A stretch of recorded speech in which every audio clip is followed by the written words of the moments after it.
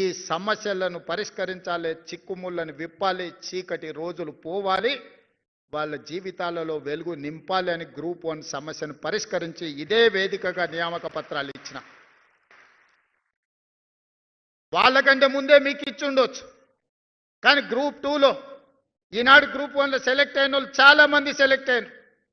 ఒక్కసారి వాళ్ళ గ్రూప్ 2 ఉద్యోగాలు ఇచ్చిన తర్వాత గ్రూప్ 1 ఇస్తే ఈ ఖాళీలు మళ్ళీ నోటిఫికేషన్కి వెళ్ళాల్సి వస్తుంది.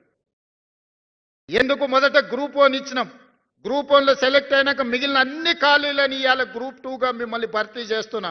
అంటే మీకు ర్యాంక్ వచ్చి కూడా ఒకవేళ అందులో ఉన్న వాళ్ళు ఇందులోకి వస్తే మీకు అవకాశాలు కోల్పోతాయి. కాబట్టి మీ అవకాశాలు పోకూడదు, మళ్ళీ నోటిఫికేషన్ ఇస్తే ఆలస్యం అవుతాయి అన్నారు. మీరు ఎంపిక అవుతారో కారో అని మీ బాధ నా బాధగా ఆలోచన చేసి మొట్టమొదట గ్రూప్ 1 నియామకాలు చేపట్టి ఇవాళ గ్రూప్ 2 నియామకాలు ఇస్తున్నా. మీ తర్వాత గ్రూప్ 3 నియామకాలు ఇస్తా, తర్వాత గ్రూప్ 4 నియామకాలు ఇస్తా. ఇవన్నీ కలిపితే దాదాపుగా 11,000 నియామకాలు. మొదటి సంవత్సరంలోనే 60,000 ప్రభుత్వ ఉద్యోగ నియామకాలు, టీచర్ల నుంచి కానిస్టేబుల్ల వరకు, ఇంజనీర్ల నుంచి డాక్టర్ల వరకు 60,000 ఉద్యోగాలు మొదటి సంవత్సరంలోనే ఇచ్చిన.